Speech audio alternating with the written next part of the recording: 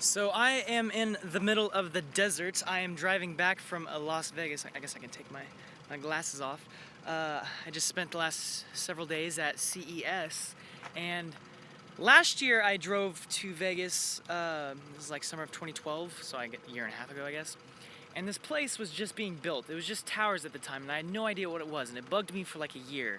And then I'm driving by, and I'm looking at it, and I'm like, oh my God, I know exactly what that is. I don't know if you can see it, but you can see all the mirrors and then the tower in the center. I did a project on this in my thermodynamics class in college. This is a thermal place. Now I don't know what they're using to store all the thermal energy, but what I did my project on was molten salt, because it's essentially a thermal battery. I might have talked about this in a previous vlog like 3 or 4 months ago, but it's just so wild that I'm actually looking at a real application of this, and I just think it's phenomenal. Basically what it is the sun shines down, all those, you see that, just that sheen of brightness. I don't know if the resolution's good enough to make it out, but essentially those are all mirrors. They're all just, I don't know how big they are, maybe a meter squared, and they all reflect light to the center of that tower that you can see. I'm gonna switch cameras to show you a better view. So I'm trying to block the sun because it's like right in the eyes. Exposed for over there. Anyway, you can see the tower, maybe. You see the tower over there, and so all these mirrors reflect up the light, and all it takes is a square meter of sunshine to turn rock into lava. If you concentrate that down to like a square inch or something, it's enough. It turns into like a laser beam. It's so powerful, and so all that energy is reflecting up into the center of that tower there. And I'm gonna flip back, and it heats up whatever is in the center of that tower. Okay, now again, I don't know if for a fact this is their method, but it is a thermal energy plant of some sort. And so, but the one I'm thinking of that I love so much, it's a basin of molten salt, and it's kept molten by all the sun rays being concentrated on a single spot. And so what they do is they pipe water up through what's called a heat exchanger. And so it's basically just a pipe that goes up and around through this tub of molten salt, and I'll get to why they use salt in a moment. Actually, I'll just talk about it now. The reason why they use salt is because it's really good at keeping its heat. It doesn't cool off very quickly, whereas something like metal will cool off very quickly, which is, oh man, there's a limo coming down, that's weird. The reason why they use, can you see the limo? Yeah, the reason why they use molten salt is because it doesn't cool off well, so it's able to stay molten all night, and they're able to continue running an energy plant all night using the sun's energy. Whereas, like, classic photovoltaic cells, they don't work when there's no sunlight, and that's a classic limitation with that kind of technology. Whereas this, the energy is in the form of heat. Heat is a type of energy, and so what they do is they pipe water all the way through it, and God, it's weird talking even when just a car goes by. So they pipe water all the way through it, and then it goes down, and at this point it's steam. It's so hot, it's basically steam. Now, depending on the pressure, it might not actually be steam, but then it goes to a plant, so then it turns into a steam turbine. It goes through these turbines, which turns these wheels, and that's what actually makes the energy, or that's what actually converts the thermal energy into some sort of kinetic energy that we can harness as electricity, because that was my hood, I sat on it, and so it turns turbines, and that turning motion is where you get energy. It's like a generator. It's a classic generator that you turn it on. It's just a gas engine that turns it and it produces electricity. It's the same exact sort of thing, just on a massive scale like this. And I don't know how much energy this is actually producing, but I guarantee you it's probably enough to power Vegas. Actually, I can't guarantee that. That was stupid of me to guarantee. I don't know. But I would suspect it's enough to power all of Vegas. And of course, it's so sunny here. This is the land of sun. It's never gonna... Sorry about that. My phone rather, just filled up on storage, so it automatically stopped the recording. So now that means I'm gonna have to actually render these two clips together, as opposed to just... I was tempted to just upload it as is. But anyway, yeah. I don't know how much energy it's creating. There's another plant way off over there in the distance. I'm just south of, I'm heading towards Los Angeles right now. I'm just south of Las Vegas, a little southwest actually. And there's another plane out there, and that's a bit of a different one. It uses a very similar, from what I can tell, just from like the highway, it was like 5 miles off the road. From what I can tell, that's a different type of solar energy, which it's basically these troughs, just lines and lines of these little mirrored troughs with a pipe running down the center of that trough, filled with some sort of oil, some sort of liquid. I don't know specifically, but I imagine it's some sort of oil. And these troughs are mirrored, and so the sun reflects on it. And because it's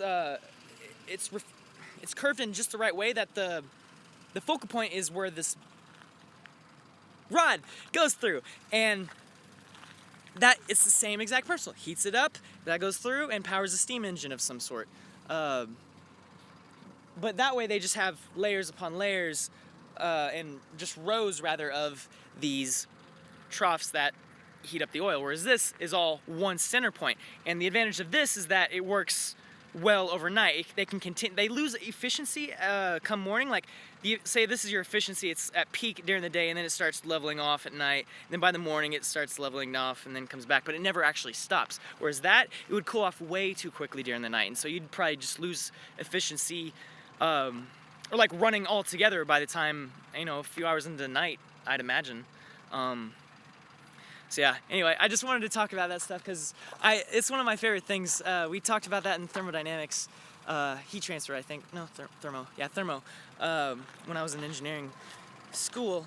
But see, this is just cool. I love, Elon Musk, one of my favorite quotes is from Elon Musk. He says, "We have a giant ball of fusion in the sky that we're not really using." And his point of view is that we need to make tons and tons of photovoltaic cells and his solar city, and that's great and all. And I have absolutely nothing against fossil fuels. I feel that they are a fantastic source of energy. We are not going to run out anytime soon. We will run out of cheap oil, and if you want to get more into that, I can talk about fracking and everything else, but I'll save that for another day. I don't know. I just love. It's just like free energy. It's like you can leave your lights on all night because it's free energy. It's because obviously if you're like a normal person, you turn your lights off if you're not using the light because it uses electricity and wears down the light of the light bulb. But let's say you have an infinite life bulb and you just like having light on because you do. Because I'm that way. I like having lights on, but granted, I'm not wasteful. I turn them off when I'm not using them, like I just said, but I like having light. And if I can have a light that just stays on 24/7, I would like that because it wouldn't be a waste. Assuming, of course, that it's coming from solar energy, that is stored enough that I have a surplus, yada, yada, yada. Anyway, so I think my last video was about 4 minutes, and this is 3.5 minutes at this point. And so, I don't know where all these cars are. They all working at the power plant? Anyway, CES was great. I tried out the Oculus Rift 2 times, and from what I understand, I was talking with someone on Twitter, I thought the ones that they're actually using in the demo aren't like the most recent prototype, but I think they might be because it was good. Like, it tracked my head perfectly. The latency was very low. I did a lot of reading up on this last night, and from what I can tell, the biggest issues with virtual reality headsets like this are first, latency, because if it lags behind, it'll give you motion sickness. And so they're trying to get under 20 milliseconds for latency, but I think right now they're still stuck between 30 and 40. I'm not totally sure.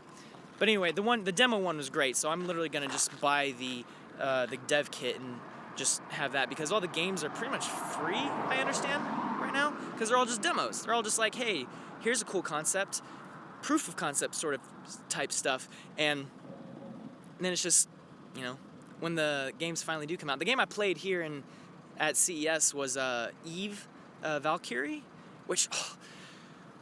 it was the game that you've been waiting for since you were a kid. You literally sit in the cockpit of a Battlestar Galactica fighter ship and you go rushing out through the tube, then you're in space. And you can look all around. Like, I literally look down, I'm like looking at my spacesuit body, and I'm looking through the cockpit. You can see the glass, the little plane of glass, and then space beyond it. And you're just like doing dog rolls, and like you lock on to people by staring at them, and then like you hold the trigger and you stare at them and then fire the missiles. And like I'm like lifting my head up, going through these high G curves and like barrel rolling, like it's so amazing. Anyway, I gotta get going.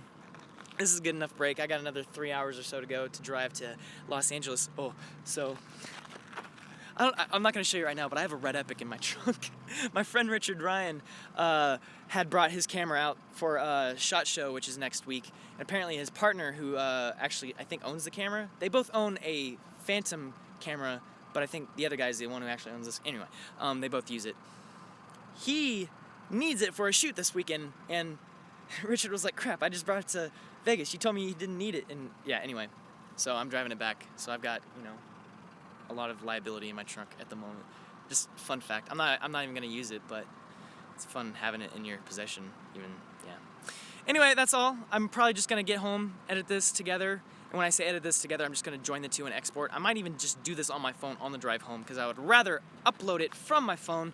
Because the whole point of these videos is that I just talk and I don't edit. It's all just free flow of mind and thought, and just delivered to you. Even though I love jump cuts, I adore precise, dense amounts of information. I don't like to wait around, which is exactly what I think a lot of this is just because, you know, between my thoughts. Maybe not so much right now because I've been talking a lot because I'm kind of hyper. I drank a Mountain Dew, which is my serum of choice for brain activity. Anyway, it's fun talking. Bye. And surprise extra end of the vlog. As you can see, I'm not in my car anymore. I'm actually in a different car. I'm in my fiance's car, and we're driving out to Palm Springs. I recorded the other bit that you just watched on Friday, and it is now, what is this, Monday? So as you can see, I haven't put it together. Because I had to edit the two things, I just haven't done that yet. Anyway, the reason why I'm recording this is because I was just talking about like thermal energy and all that stuff, and then here we are at these other great examples. Look at this. Right at, behind the truck. Yeah, it just says, thanks truck. So, you guys all know about like wind turbines and stuff, but these things are, they're so cool. Like, look at this, just like a sea of windy energy generating machines. It's just such a fantastic source of energy, just because it's like, it's here all the time. And they generate tons of electricity. And they're huge. And they look cool. Yeah. So anyway, that concludes that. We're heading out to Palm Springs for the night. Her parents are out there, and we're just gonna visit for a day. And then back to, I've already left. I've been in Los Angeles a total of, I want to say like 48 hours since January began. Just because I got back from visiting other family in Seattle, then went straight to Vegas, and then basically we're going to Palm Springs again, like right after we got back, so. Well, it's a vacation with me, so it's so much fun. Alright, maybe I'll edit this on my phone on the rest of this drive. I guess we got probably like another hour, maybe, if that even. Yeah, anyway, maybe I'll get this uploaded today, maybe tomorrow, who knows. Later! So I've taken a little while to get this video together, but I thought I would just go ahead and end it on this little thing. So I guess I'll probably be talking about this in the coming days. Short story shorter, it's pretty cool. It's actually really cool. It's super amazing.